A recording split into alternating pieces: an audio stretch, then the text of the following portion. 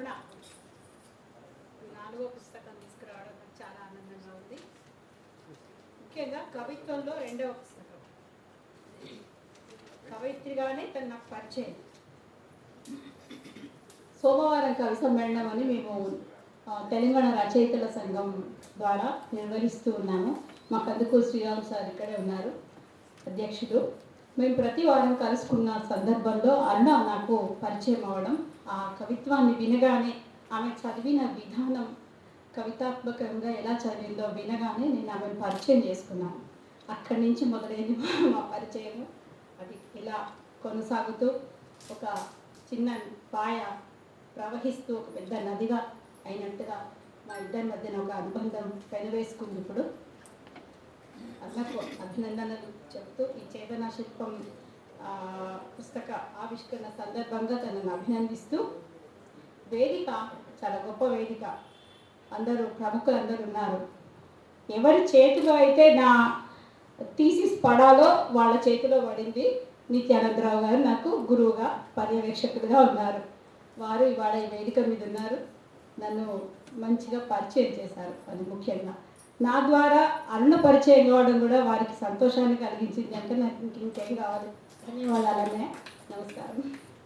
తర్వాత ఈరోజు సభాధ్యక్షులు దాస్యం సేనాధిపతి గారు చాలా కాలంగా పరిచయం, మంచి కవి వారు. నేను వారి సమీక్షకులుగా పరిచయం అయినారే కానీ వారి ఒక రోజు ఒక కవిత పఠనం విన్న తర్వాత నేను సార్ని అడిగి మరీ వారి కవిత్వాన్ని తెచ్చుకొని చదివాను. అద్భుతమైనటువంటి కవిత్వం రాసినటువంటి కవి.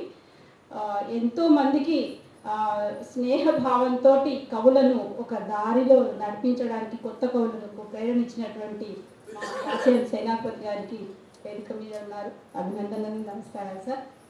మా రూప్ కుమార్ డబ్బికార్ గారు అంటే ఒక కవితని ఎట్లా విశ్లేషించాలి అనేది బాగా పట్టుకొని అందులో సారాన్ని చెప్పగలిగేటువంటి విమర్శన విధానం తెలిసినటువంటి కవిగా, విమర్శకులుగా, అనువాదకులుగా విస్తృతమైనటువంటి రచనానుభవం ఉన్నటువంటి రూప్ కుమార్ డబ్బికార్ గారు ఇవాళ అరుణ ధూళిపాడ కవిత్వాన్ని చక్కగా విశ్లేషించారు. ధన్యవాదాలు సార్. నమస్కారం మీకు. మా రఘు, నేను ఎప్పుడు అంటాను, రఘుని చూస్తే మా తమ్ముడు గుర్తుకొస్తాడు నాకు. అంటే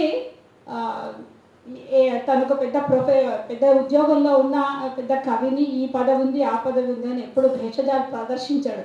చాలా చనువుగా మాతో మాట్లాడతాడు. ఇప్పుడు అరుణ కవిత్వం ఎట్లా పరిణామ దిశకు వెళ్ళిందో చెప్పినటువంటి రీతి చాలా గొప్పగా విశ్లేషణ చేశాడు రఘు మంచి కవిత్వం రాస్తుంటాడు. రఘుకు అభినందనలు, నమస్కారాలు.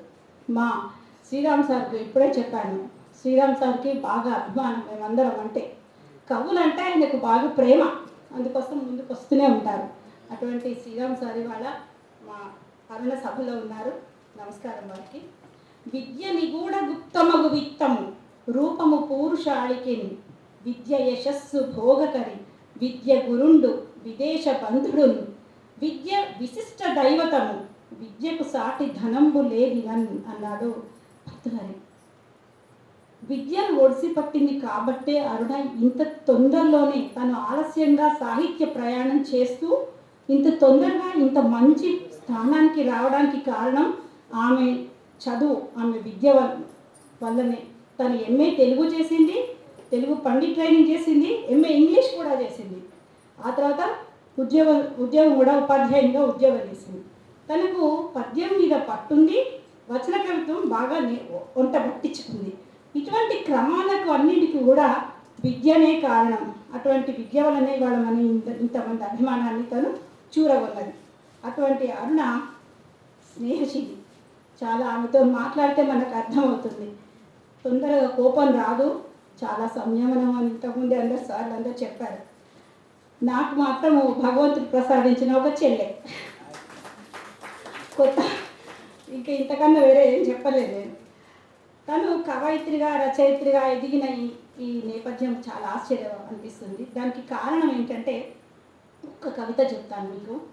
రాలే చినుకులు పట్టుకుని నేలకు దిగి వచ్చే మెరుపు అతడు, రాలే చినుకులు పట్టుకొని నేలకు దిగి వచ్చే మెరుపు అతడు, పంట చేలను పలకరించే మట్టి వాసనల మధురమే అతడు, లేఖన శరాలుగా సంధించే కవితా స్రష్ట కవిని చక్కగా కవి నిర్వచనాన్ని చేసింది. కవి చేసేవి ఏవేంటివి? ఒక రైతుతో పోల్చింది. రైతు ఏం చేస్తున్నాడు? మనకు తను కష్టపడి పంట పండించి మనకు భోజనాన్ని తినడానికి ధాన్యాన్ని అందిస్తున్నాడు. అట్లాగే మనుషులకి కవి ధాన్యాన్ని లాంటి విద్యను కవిత్వాన్ని అందిస్తున్నాడని చెప్పడం. ఇట్లాంటి కవిని స్రష్టాన్ని చెబుతూ రాసినటువంటి కవిత చాలా బాగా నచ్చింది నాకు. తర్వాత ఇంకొక చిన్నది, నా చుట్టూరా శబ్ద ప్రపంచం హోరెత్తుతూ నన్ను ఆవరించినప్పుడు నీరవ ఏకాంతాన్ని అనుభవించడం చెప్పలేనంత ఇష్టం అంటుంది. ఆ పదం చూడండి, ఎప్పుడైనా వచన కవిత్వానికి ఛందస్సు లేదు, ఛందస్సుతో కూడుకొని అందులో భావాన్ని అందులోనే ఆ వాక్యాల్లో చేయాలన్నది లేదు, స్వేచ్ఛ ఉంది. కానీ వచన కవిత్వానికి చాలా చాలా నియమాలు ఉన్నాయి, తెలియని నియమాలు. శిల్ప సౌందర్యం రావాలి, పద లాలిత్యం ఉండాలి, పద డాంబిక ఉండాలి. అక్షరాయుధం లాగా కవిత్వం, వచన కవిత్వం ఉన్నప్పుడే రాణిస్తుంది. ఇక్కడ చూడండి, నీరవ ఏకాంతాన్ని అనుభవించడం అని ఆ చెప్పే పదం. అటువంటిది మనము ఈమె పుస్తకంలో చాలా, ఈ చేతనా శిల్పంలో చాలా వెతుక్కోగలుగుతాము. చక్కని రూపకాలను వేస్తుంది, తర్వాత ఉపమానాలను వేస్తుంది, మంచి మంచి పదాలతోటి వస్తు వైవిధ్యంతో తీసుకొచ్చినటువంటి చేతనా శిల్పం చాలా బాగుంది. ఇప్పుడు మనకు ఉచిత బస్సు మీద కూడా తను, ఇందాక మీరు అన్నారు చాలా కొత్త కొత్త అవి తీసుకున్నారు వస్తు వైవిధ్యం. ఉచిత బస్సు మీద కూడా చాలా మంచి కవిత రాసింది, మంచి సెటైర్గా వేస్తూ ఉచిత బస్సు మీద రాసింది. తర్వాత స్త్రీల పట్ల ఈ సమాజం ఎప్పుడు చిన్న చూపే చూస్తుంది. ఈ అమానుషమైనటువంటి భావాన్ని నిరసిస్తూ తను ఏమంటుందంటే, బలహీన క్షణం నీరైతే అణిగిపోదు ఆకలి తీర్చే ఫలం, అరిగిపోతూ ఆకలి తీర్చే ఫలము ఆమె. బలహీన క్షణం నీరైతే అణిగిపోతూ ఆకలి తీర్చే ఫలం ఆమె. చంపే దుర్మార్గం నీలో ఉంటే నీ వంశ ప్రాణాన్ని నిలిపే త్యాగం ఆమె అంటుంది. ఇప్పుడు మనం కొత్తగా మనకు చూస్తే ఎప్పటి నుంచో జరుగుతున్నాయి హింసలు, హత్యలు.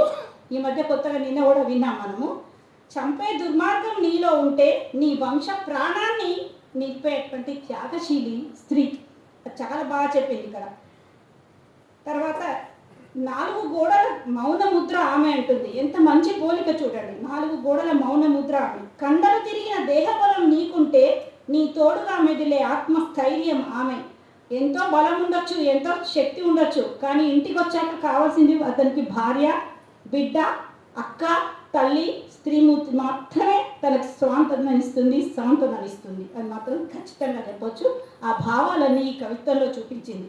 తర్వాత పుట్టి బుద్ధి ఎరగడం అంటే అమ్మను చదవడమే.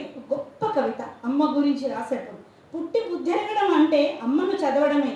సూత్రం పట్టుకొని ఆడుతూ పాలిండ్ల ధారలు పెదవి అంచిన జారినప్పుడు తెలియలేదు కదా త్యాగం దోచుకుంటున్నాడని. ఎంత గొప్ప ఎక్స్ప్రెషన్ అంటే, భావ వ్యక్తీకరణలో అరుణది చాలా మంచి పెట్టి సంఘటనలను తీసుకుంది.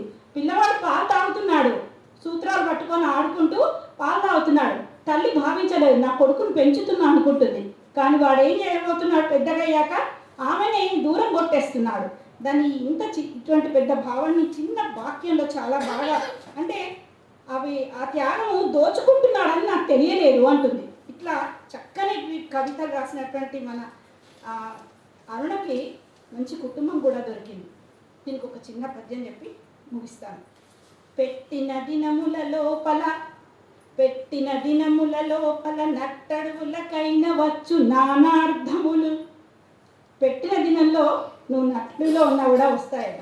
పెట్టని దినముల అవి గట్టెక్కినను కావు కనరావు గదరా సుమతి అంటూ వద్దన గోపాలు రాసిండు. అరుణకి ఇప్పుడు పెట్టిన దినములు. చక్కని కూతురు, కొడుకు, కోడలు, అల్లుడు అందరూ కూడా ఆమెకు కుటుంబం. వాళ్ళ అన్నయ్య తను చెప్తుంది, నాకు మసన చెన్నప్ప గారిది, భూమయ్య సారి వాళ్ళ సాహిత్యాన్ని విశ్లేషణ చేసేప్పుడు ఏదైనా డౌట్ వస్తే అన్నయ్య చెప్పగానే ఒక్క చిన్న పదం అడిగితే దానికి బోల్డంత సమాచారం ఇస్తాడు అక్క నాకు అని చెప్పింది. ఎంతమందికి దక్కుతుంది ఇంత అదృష్టం? సాహిత్యాన్ని అసలు నచ్చేది ఎవరు ఇళ్ళల్లో? ఏదో రాస్తుందిలే, ఏదో ఊరికే పుస్తకాలు అంటుందిలే అని విసుక్కునేటువంటి గోల ఉన్నటువంటి సమాజంలో, కుటుంబంలో ఇటువంటి అన్న వదిన బిడ్డ వీటి అందరూ కూడా తనకు సహకరిస్తూ ఉండడం అనేది ఆమెకు ఒక పెట్టిన దినములు. ఇప్పుడు తను ఇంకా ఇంకా రాసి ఇంకా ఇంకా ఎదగాలని మనస్ఫూర్తిగా కోరుకుంటూ అరుణను అభినందిస్తూ సెలవు తీసుకుంటున్నాను. నమస్కారం.